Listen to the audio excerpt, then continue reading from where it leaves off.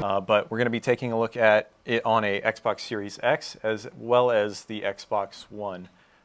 Josh, I think we are ready to go ahead and roll that.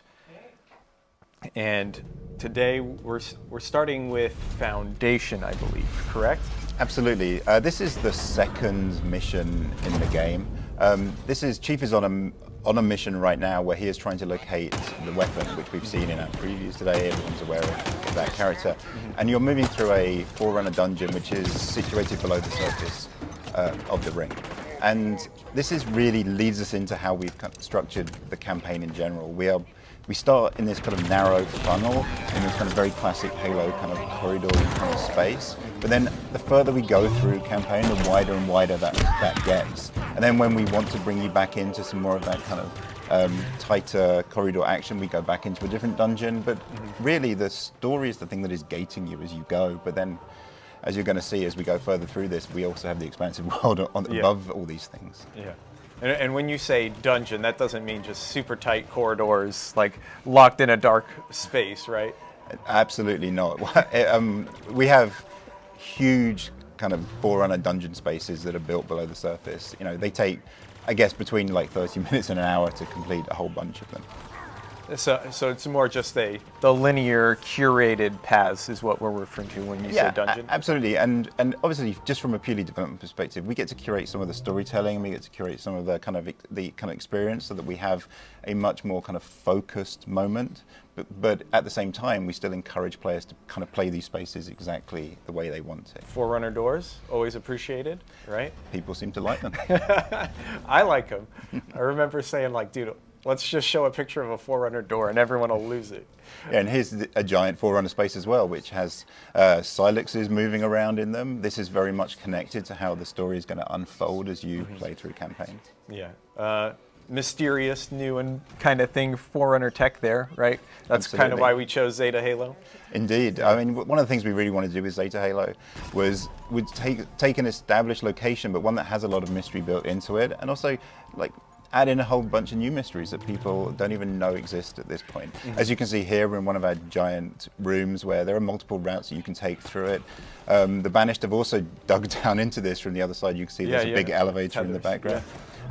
So we call it like the banification of these of these kind of zones, but really you can sort of see how it's Forerunner meets Banished, and how the Banished have a plan as well that they're trying to fulfill as you explore the ring. So storytelling with even just the environment there, yeah.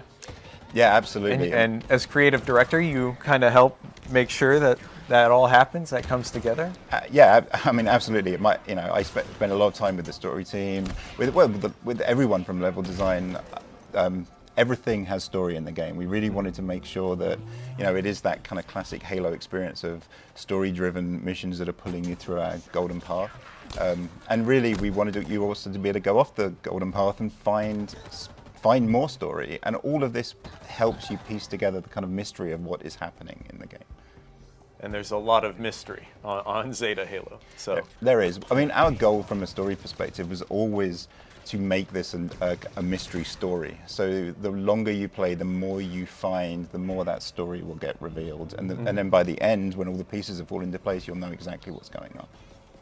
That's awesome. And I think we've got coming up next, you mentioned you can kind of go about it your own way and explore things. I think we've got some open gameplay coming up next here once we finish off these last folks. But taking out the jackals. Is this your gameplay? No, I think this is actually Steve Dick, who's the character director. Character director. Very cool. Oh my goodness. And we saw this space in one of the trailers, right? It's absolutely. Yeah. The elevator coming down. Is it a friend? What if it's a friend? Yeah. Well, we're not going to show it now, but yes, Tremonius. So I think there's been lots of previews where we revealed it. It's the first boss in the game. We really kind of went to town on the introduction of Tremonius, and really it sets the stage for how bosses work in the rest of the game. And this is Outpost Draconis, which was named after and this is no spoiler, soon to be dead Tremonius, who used to run this place, but now he doesn't. Yeah, Chief nicely went around Tremonius. Chief has removed him from his job. But now this is our kind of first kind of stepping out onto the surface of Zeta Halo. So again, we're widening that funnel, so there are more opportunities for players to just play, explore, and discover new ways to take down the Banished. Even this area, which is, is, like I say, it's an introduction area to the surface of the ring. There's many things you can go and find. One spoiler: I advise you explore behind most of the structures because there may be things to find. Yeah, as we were watching this video, it'll pop up here in a second. But there's so much stuff that you can find that you never found before. I've played this space numerous times, and we're about to go to a spot where I hadn't even known there was stuff for Chief to find. Yeah, so Chief comes around back here. Yeah, I mean, the great thing with this all is this UNSC stuff. Yeah, it's a UNSC cache, right? So it's where the Banished have been capturing and claiming all the UNSC equipment they find. You also have a Spartan core here. The Spartan cores are our kind of currency for upgrading the equipment you have. We've shown obviously the grapple shot a lot. Yeah. You're able to then upgrade the grapple shot, and there is the next one you're going to get in the game is the threat sensor, which will enable you to be able to spot and understand exactly where all enemies are around you. And these are fully upgradable as well over time. So it really encourages you to go and get those Spartan cores. Yeah, and we've got tons of equipment which comes into play in approaching each of these more open spaces however you want, right? Yeah, that's always been our goal. I mean, we've always used the term super soldier base assault for how we want you to always feel like a super soldier and to be able to assault bases however you want. But I mean, this is a good example. We switched to Xbox One gameplay Original, here. yep. Yeah, and again, what you can see is we've really worked hard. The whole team has worked incredibly hard to achieve kind of parity between all of our platforms. We haven't removed enemies. We haven't changed objectives. It's the same experience on every single platform that you can play Halo Infinite on. Maybe a little different performance, right? Different Absolutely. hardware gets you different results, but same amount of enemies, right? On the same difficulties. Yeah. Nothing's changing gameplay-wise. Okay, that's great to hear. Yeah. But you mentioned Super Soldier Base Assault. Right now, we're going after, I believe it's called the Ransom Keep, right? It is. It's another area where the Banished have taken over part of the ring. They are, as you can see, it's like a kind of half salvage yard. There are fuel silos that you need to destroy. The salvage ties into a story that you're going to learn later in the game about what the Banished are actually up to. So the area itself is kind of storied. Then the more you explore, there are data pads around. The data pads will be telling the story of what has happened over the last 6 months, but from different perspectives. So there's Banished data pads, there's UNSC data pads, and many more. So you get a little bit of background on what happened while Chief was taking a nap. Absolutely. Through those data pads. It helps Chief figure out that mystery, solve that mystery. Okay. Yeah. And here he's about to destroy one of the fuel cells, right? Yep, one of the 4. Very cool. And now that we're in more of the open space, how did you and the team kind of approach you want to go open world, but you also need to focus the story so everyone follows that same narrative path? Yeah, I mean, it's just a balancing act for us. We know that from a Halo perspective, all of our fans, all players want to be able to understand and follow that main story, and we didn't want to let them down. So we made the biggest story we could. Right? It's the most. All of our missions take you through story beats and direct you to the next story beat. But we also don't want to say you have to do it. So at all points, the story will gate your progress, so you can maybe not leave one of our large areas until you have completed that story mission. But as you're moving forward, everything is unlocking behind you, so you can obviously backtrack. At the same time, we try and put things on your path, so if you don't want to engage in the story, or if you just want to get distracted, go look for Spartan cores, get some more audio logs, or perhaps find some of the other mysteries that are dotted around, you can, and nothing stops you. One of the examples we have around the world is we have HVTs who are like high-ranking, banished, let's just say killers for the sake of this conversation. Yeah. But they're HVTs means high value targets. They're the members of the Banished that have got dossiers from the UNSC that they're kind of unpleasant characters, and we should probably take them out. Yeah, we should take them out. So they're out in the world. In fact, actually, what you can see now is one of the other things that we've tried to work really hard on that ties into the HVTs, that ties into everything else. We want you to be able to just load up a vehicle with Marines and go and have fun at any point in the game. So once you have rescued Marines, you can take them with you. The story doesn't stop you from doing that. And the way you get those Marines is by rescuing them at these UNSC events you can see right now. Once you get them, you get Valor Points. The Valor Points enable you to upgrade your FOBs. The FOBs then become fast travel points, and also areas that you can return to. You can collect more Marines, you can get more vehicles. You can like have upgraded Marines even, right? We saw some yeah. of them had armor and gear. So the most fun activity is you go to an HVT. It's too hard to do. Right? So you go out into the world, you get some more Valor Points, you get different vehicles, you upgrade some Spartan ability equipment, and then you just load up this vehicle and just take it straight into the thing that was hurting you before, and you just bring a whole bunch of Marines with you. A full squad like that can be pretty intimidating.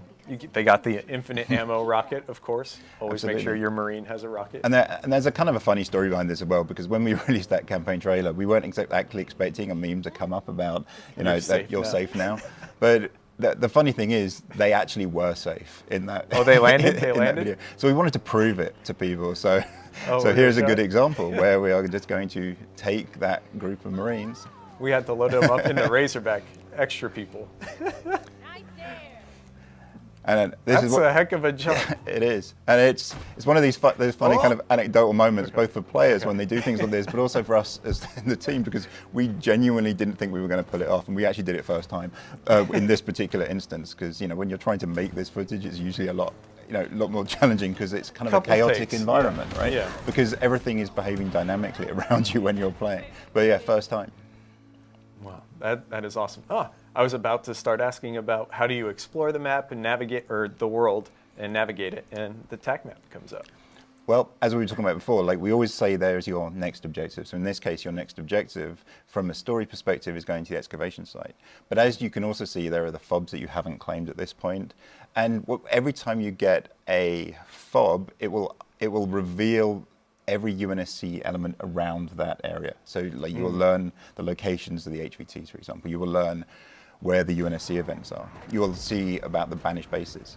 And talking of banished bases, you can see this is a different area of the game, where again we try not to force you on a path. So in this instance, we're a bit further in the game, but you can have walked all the way here or driven all the way here, but there was also an opportunity just to grab a Banshee, hijack a Banshee. I usually have driven up this path, kind of coming up the road. I have never taken a Banshee up this way in my playthroughs, so it was cool to see this.